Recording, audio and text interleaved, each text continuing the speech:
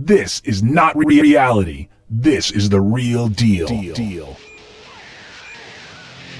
So how do you accomplish something you've never done before? I mean something big, like becoming a music star, producer, engineer, lawyer, executive, or anything else in life. Who holds the key to that kind of success in an ever-changing world of challenges? I learned my craft from trial and error and by embracing various mentors. I got the real deal on all I needed to know from those that had succeeded before me. I am Doug, and this is the real deal on the entertainment industry. Coming up, rock icon Dee Snider. Together, we'll explore the real deal on their lives and their experiences. This is the real deal. Right on. So we have the distinct honor today of a man who has been somewhat of a mentor of mine. We've known each other for over 10 years. He sold over 10 million records worldwide, and now you see him quite a bit on VH1 and other stations, as well as movies and on radio. I'm honored to call him friend, Mr. Dee Snider. So how did you get into this wacky, crazy business? Yeah, I mean, we're talking obviously about the music business, and it really comes from a deep-seated starvation for attention. The oldest of 6 kids, and it was back in the day when women had them like they were twins, consecutive, sextuplets or something. Year after year after year, you kept giving birth to another one, and being the oldest, I quickly was pushed aside and said, "You can feed yourself. your siblings need help." And it was really, I didn't even see the Beatles on the Ed Sullivan Show. My father had banned TV in our house that year. Which is a whole nother story. He just decided, no TV. We're going to get back to reading books and building puzzles, and so it was like, we were living in a log cabin or something. I'm just glad we had electricity. Right. I came to the bus stop, I guess it was 3rd grade or 1964, and everybody was buzzing.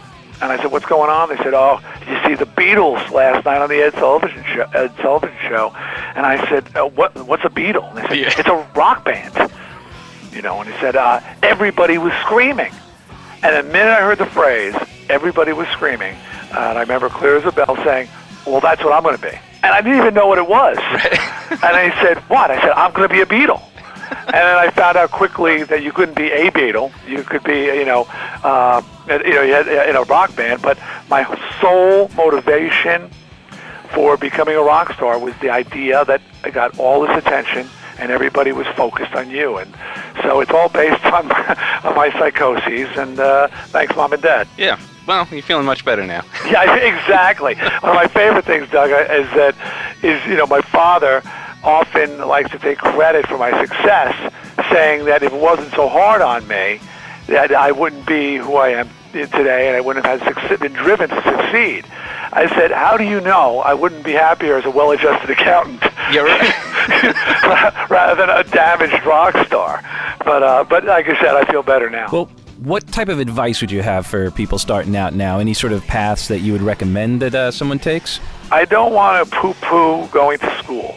Okay, and I don't want to be a person because going to school, whether it's a college or it's radio school or a music school or a technical school, and they exist out there, are great ways to learn. They're great ways to find your entrance into a field.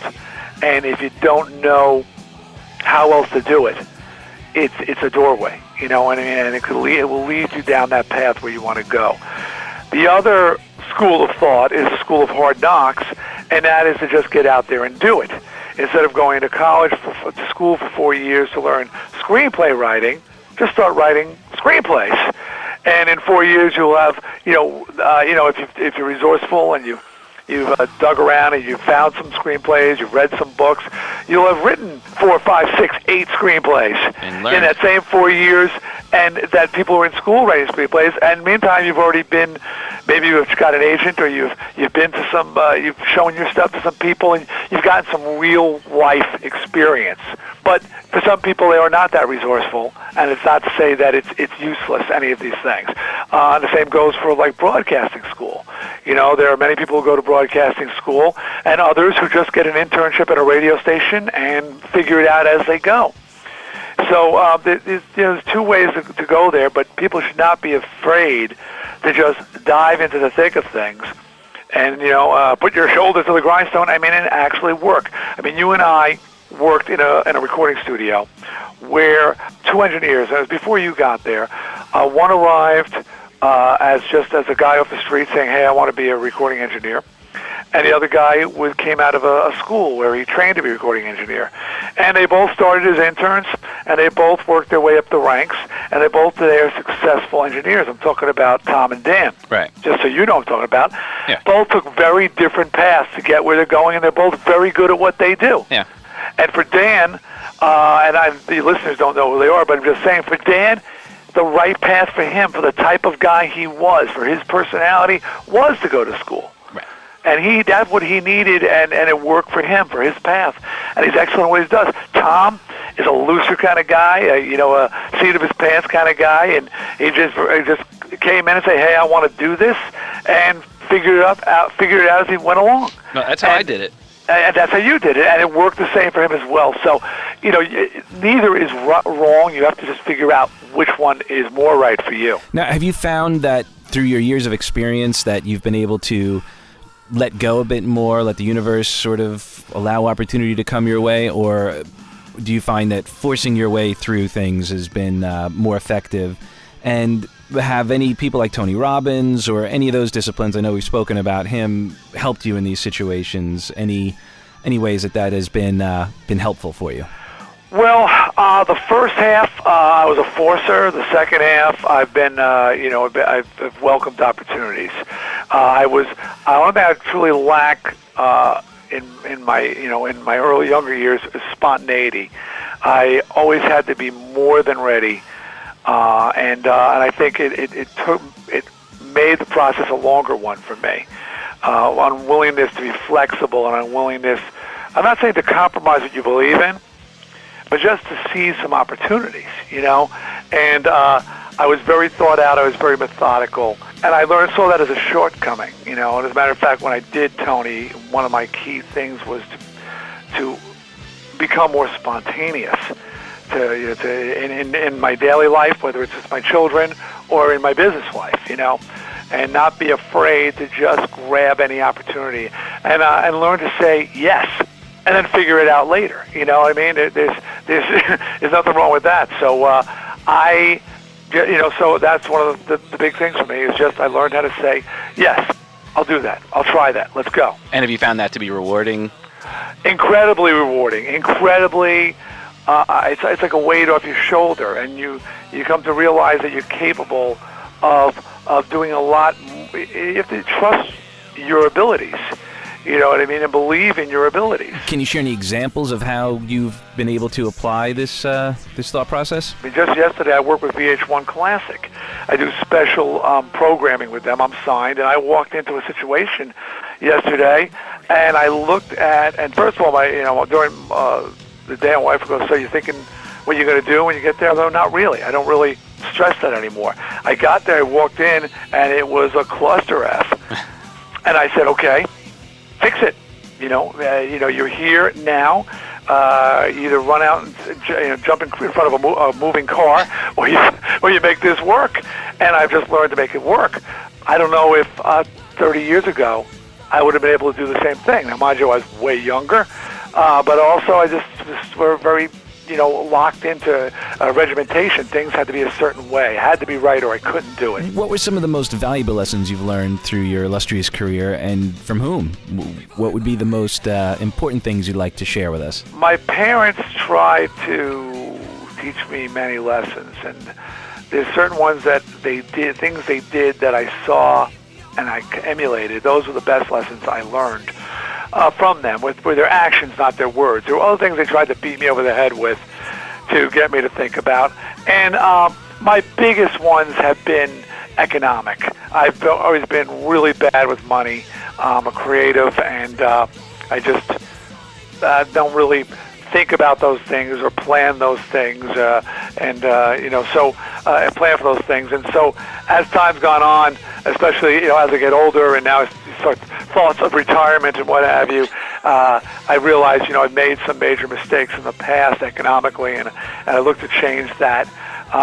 But the same thing, for a creative like myself, my idea of putting something away for the future is just creating another property that's going to make money. Right. So I can get all right, that'll be my retirement fund. I'll get a windfall of that, we all have our strengths and we have our weaknesses, and there are people there, like I've got a brother who's a cable guy, but he is so well invested and so well saved. He's going to retire in a beautiful state, but meanwhile he had a very, very, what's the word about minimalist lifestyle. Well, I'm saving, and meantime life's passing by, but he's going to have a great retirement. Me, I'm just hoping that some of these projects bring a nice windfall. Right. Well, obviously, the goal would be to get a balance of that, to be able to enjoy life and. It absolutely is, and that's certainly what I'm trying to do now. The biggest one, again, and I think this plays to things I was talking about, is I just learned to roll with things a little bit more and not be so inflexible that if something doesn't go exactly as I plan it, the whole house of cards comes tumbling down. Readjust, and make modifications. And if what is it? The plan is dead. Here's to the new plan. So this is our battle cry here. Is we just, hey man, if something doesn't go exactly as you planned, readjust. And that's something I definitely did not and could not do in my younger years, and now I've certainly learned. Well, Dee, I thank you so much, as ever, with vim and vigor. Not just for the vim. Can't leave the vigor out. Alrighty, friends, let's catch up here. We certainly had a lot of experiences thrust upon us, indeed. So what did you find out? How does any of this apply to you? Only you can answer that, so let me just offer you some of my thoughts here. We learned that Dee wanted to be a Beatle. More importantly, he realized what excited him about being a Beatle. He was driven by getting attention, just like the Beatles got. People were screaming, and that's what excited him. He knew what he wanted, he just may not have realized it consciously that he knew why. He learned that although being in complete control and forcing stuff, he also realized as he got older that letting stuff happen and embracing those challenges and conquering them was perhaps more rewarding than was before. We also discovered that he may have liked to have been a well-adjusted accountant instead of a rock god, but then we would have missed out on a lot of fun. Now, these are just some of the ideas that I got from our talks. Don't be afraid to live out loud and ask some silly questions. We all have access to masters, and they're people just like us. They have the same feelings and questions that we have. We can learn so much from our peers and fellow masters that I encourage you, and please stay with us, and we will continue to do this. So come back next time on The Real Deal On, where we will find out some of the craziest things that have happened to some of our friends. This is not reality. This is the real deal.